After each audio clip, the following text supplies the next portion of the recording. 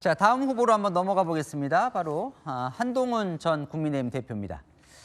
자, 세 가지를 들고 나왔습니다. 정치 교체, 세대 교체, 시대 교체. 50대니까요. 그죠? 가장 젊게 뭔가 다 교체하겠다, 바꾸겠다는 걸로 지금 슬로건을 들고 나왔는데, 예. 예, 일단 그 한동훈 대표의 최대 장점이자 약점은 윤석열 대통령의 대척점에 있었다는 거죠. 그것이 예. 이제 뭐 책임론으로부터 약간 비껴나 있는 것도 있지만 보수층에서 약간 우려하는 부분도 있는 거 아닙니까? 그런 측면이 있고, 어떤 점이 강점이라고 보냐면 73년생 예. 압구정도 현대고등학교 나온 예. 강남 우파의 대표적인 정치인 아니겠어요? 그러니까 저는 그 운동권 586이 중심인 민주당과 맞서 싸우려면, 예. 청산을 하려면 저는 올드라이트와 뉴라이트는 좀 어렵다. 올드라이트는 역시 친일 문제, 또 예. 독재 독재 문제, 이것으로부터 자유롭지 못한 거죠. 뉴라이트는 이제 김문수 장관에서 봐서 알지만 역시 뭐 변절했다, 뭐 이런 것으로부터 자유롭지 못한 게 있죠. 예. 그러나 이제 그 한동훈 대표는 그 모든 것으로부터 자유로운, 네. 그리고 젊은 뭐 엄마들이 좀 이렇게 자기 아이들이 저렇게 좀 커졌으면 좋겠는 똑똑함과 스마트함과 뭐 이런 게 있는 거 아닙니까? 그런 점이 그 굉장한 강점이고, 어쨌든 비대위원장으로서 그 총선 때 이겨야 되는 방향, 지금 하고 있는 네. 방향은 다 맞다고 봅니다. 예. 다만 그때 비대위원장 앉힌 거, 그다음에 당대표 앉힌 거, 다 그것이 어떤 당원들의 뜻이 있었냐면은 윤 대통령 부부가 지금 리스크가 가장 큰 거 아니냐. 예. 그런데 다른 사람들은 그 문제를 해결을 못하느니 당신이 특수관계니까 그 문제를 좀 해결해 달라. 이렇게 한 것 때문에 저는 비대위원장도 될 수 있었고 당대표도 될 수 있었다고 봅니다. 차별화하라는 거 말고요. 예. 차별할 사람은 너무 많고, 그러니까 좀 그 문제를 당신이 아니고는 해결할 수 없다 이렇게 됐는데, 근데 당대표 되고 나서 이제 오히려 그러기는커녕 이제 총선 때도 계속 충돌이 있었고, 예. 당대표 때도 특검을 둘러싼 충돌이 있었기 때문에 네. 방향은 다 맞고 다 맞는데, 과연 좀 그 보수 지지층, 국민의힘 지지층들을 다 지금 유승민 예. 전 원내대표가 지금 어려움을 겪는 거하고 비슷한 건데, 그런 걸 돌파해낼 수 있을까? 뭐 그것이 조금 숙제죠. 그래서 판을 바꿔보려고 저걸 다 들고 나온 거 아닌가 싶어요. 아주 정치판을 바꿔보겠다.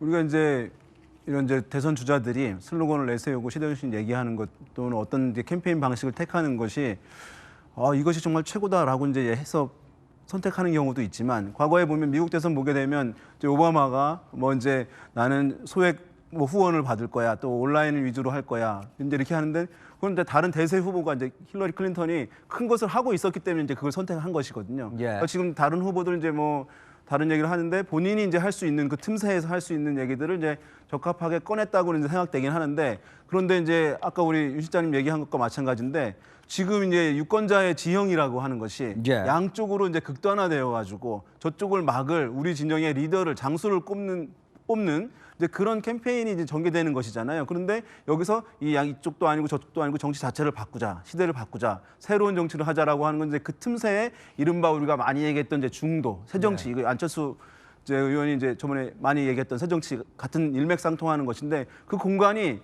최근 한 10년 급격히 줄어들었거든요. 예. 근데 그것을 지금 얘기를 하는 것이니까, 그러면 지금 경선을 앞둔 상황에서 보수층들의 지지를 받으면서 경선 최종 후보가 돼야 되는 것인데, 과연 이걸로 이제 보수층들을 흡수할 수 있을 것인가?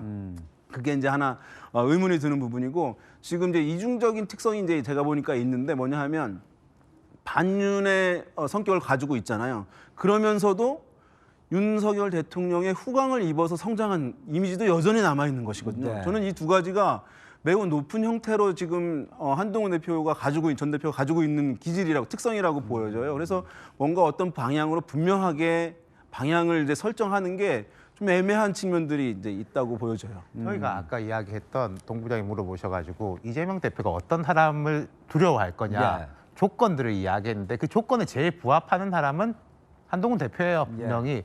그리고 과거의 정권 재창출의 이제 로직에 입력을 시켜봐도 맞아요. 예.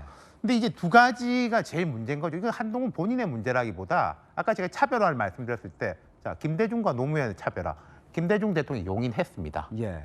그리고 이명박과 박근혜의 차별화, 이명박 대통령이 용인했습니다. 예. 이회창과 김영사의 차별화는 용인하지 않았죠. 심지어 전두환, 노태우 차별화도 용인했거든요. 예. 윤 대통령은 뭐 용인이 아니라 뭐 앞에부터 계속 비토를 하고 있는 걸로 보이고 있고 예. 지금까지도 그 자장에 있지 않습니까? 그렇죠. 이거는 제가 뭐 한동훈 대표 입장에서 어떻게 할 수가 없는 것 같아요. 다시 돌아가가지고 뭐 잘못했다라고 할 것도 아니고 뭐 예. 형님이라고 할 것도 아니고 성공하든 실패하든 한 대표는 이 길을 걸을 수밖에 없는 거고 예. 그리고 여기다 이제 두 번째가 보수 유권자들이죠. 아까 제가 말씀드린 것들이 정권 재창출을 할 때 노무현, 호남이 미는 뭐 영남 후보 이런 식의 공식들이 있었지 않습니까? 예. 밉긴 미운데 솔직히 근데 이런 카드로 가야지 우리가 이길 수 있을 것 같아라고 전략적 판단을 할 수 있느냐 이게 예. 캠페인 시간이 되게 길면요 어떤 속으로 뭐 여러 가지 캠페인 수단과 조직력을 동원해서 뭔가를 할 수 있겠는데 예. 이게 되게 짧지 않습니까? 예. 이 짧은 동안에 그걸 이제 한동훈 대표의 몫이기도 하지만은 이 보수 유권자들의 판단이기도 한 거죠. 그래서 이제 이게 요 정치 교체, 세대 교체, 시대 교체를 얘기한 것은 뭐 나름 이제 고민이 있어서 하긴 할 텐데 경선에서 과연 이것이 먹힐 수 있을 것인가에 대해서 이제 의문이라고 말씀을 드렸는데 그래서 만약에 제가 뭐 한동훈 캠프에 있는 사람이라고 한다면 예. 이제 경선은 어쨌든 통과해서 보수층의 이제 지지를 받아야 경선 후보가 되는 것이니까 그래서 저는 뭐 보수를 재건하겠다든가 아니면 뭐 스마트 보수를 만들겠다든가 뭐 이런 쪽을 좀 했으면 좀 이제 경선에 보수 정당의 경선에 맞는 이제 후보의 그 젊은 후보의 캠페인 구호가 될 수 있으라고 생각되거든요. 그러면 아무튼 전달을 해주고 싶네요. 근데 이제 그 모든 후보는 세 가지 중에 하나의 포지션을 갖게 돼요. 네. 현역이거나 계승자이거나 도전자이거나 그렇습니다. 현역이거나 계승자이거나 도전자거나. 그러니까 이제 예. 저 한동훈 후보는 현역은 아니죠. 지금 대통령 그렇죠. 선거니까. 계승자도 아니에요. 분명히 아니라고 딱 윤석열 대통령 계승할 생각이 없잖아요. 예. 자, 그러면 도전자 포지션에 있는데 그거는 여당에 있어도 도전자 포지션을 가질 수 있습니다. 그럼 세 가지를 증명해야 되거든요. 예.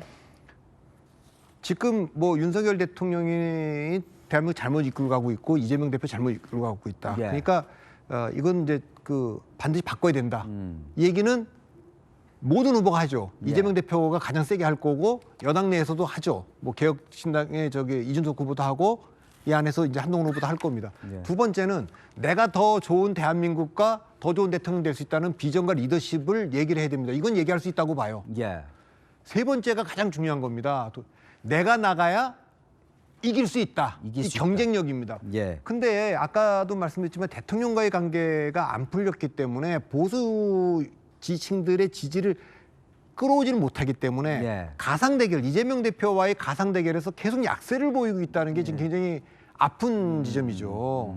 그러니까 외연 확장이 안 된다고 얘기하는 김문수 후보보다도 이 가상대결에서 예. 더 떨어지니까 그거는 그만큼 지금 그 보수층이 한동훈 대표가 뭐 특검을 찬성할 듯이 또 탄핵을 주도한 예. 이거에 대해서 보수 지층들 사이에서는 여전히 불신이 있는 거죠. 그걸 넘을 수만 있다면 그렇다면 보수가 그 보수층이 이재명 대표를 막으려면 우리가 그걸 다 접어두고 한동훈 후보 같은 데 내서 승부를 한번 해야 된다.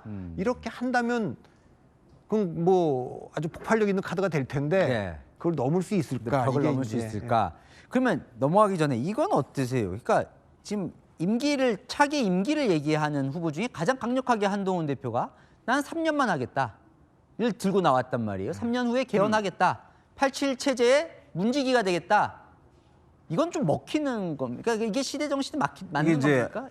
안 먹히더라고요. 왜냐하면 먹혀요? 이제 이게 아마 개헌의 소극적인 지금 유력한 후보인 이제 이재명 후보를 타겟으로 해서 개헌을 안 하겠다고 하니까 우리 개헌을 하겠다. 그리고 상당히 이제 오늘 다 채우려고 하는데 우리 3년만 하면서 자기 희생을 하겠다라고 그런 거죠. 대중에 어필하면서 진정성을 보이는 것이거든요. 예. 근데 대중은 그게 그렇게 쉽게 전달되는 게 아니에요. 이제 뭐냐면 대통령 어렵게 뽑았는데 3년으로 줄여서 한다? 자기 희생이라고 하고 하는 것이 매끄럽게 전달되는 부분이 아닌 거예요. 그래서 대중이 3년을 임기 줄이겠다는 게 정말 희생적이야.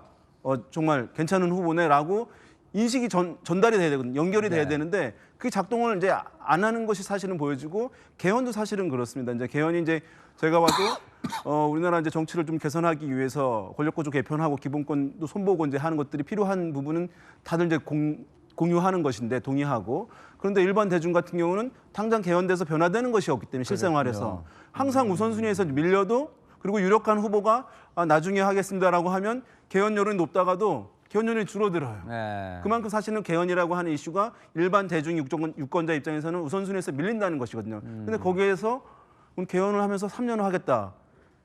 더 전달이 안 되는 부분이 있거든요. 그래서 저는 이게 약간 정치권에서만 비중을 강하게 둬서 하는 거다. 하는 측면이 있다는 것을 근데 좀 이 말씀드립니다. 3년 임기는 오세훈 서울시장이 제일 먼저 얘기하고 뭐 예. 김동연 경기도지사도 맞아요. 얘기하고 다 얘기했어요. 얘기했는데 이 이슈는 임기를 단축하는 게 의미가 있죠. 총선과 대선을 일치시키겠다 이런 뜻 아닙니까? 2028년에 그렇게 하겠다는 건데 이건 1등 후보가 할 때만 의미가 있습니다. 압도적 의석을 갖고 있는 이재명 후보가 그건 1987년에 노태우 후보가 1등 후보인데 예. 내가 대통령 되면 그 12월 12일 날, 그러니까 1987년 12월 12일 날 유세장에서 여의도에서 공약하면서 뭐라 그러냐면 대통령 되면 내가 중간 평가를 받겠다. 예.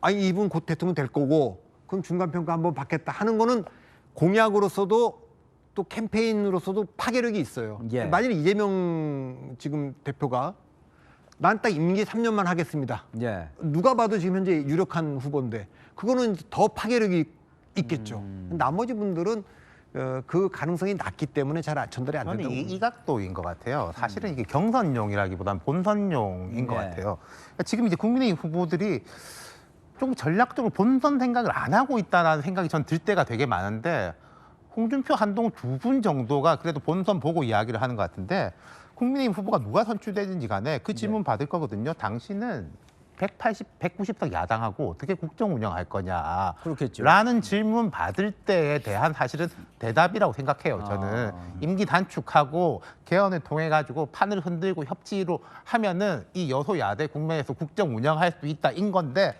그게 한동훈 대표 쪽 입장에서는 이게 이제 경선에서 별로 먹힐까 생각을 할 건데 시기가 워낙 짧고 네. 어차피 여기서 지나 저기서 지나기 때문에 이건 뭐 같이 가자 이런 생각인 것 같습니다. 알겠습니다.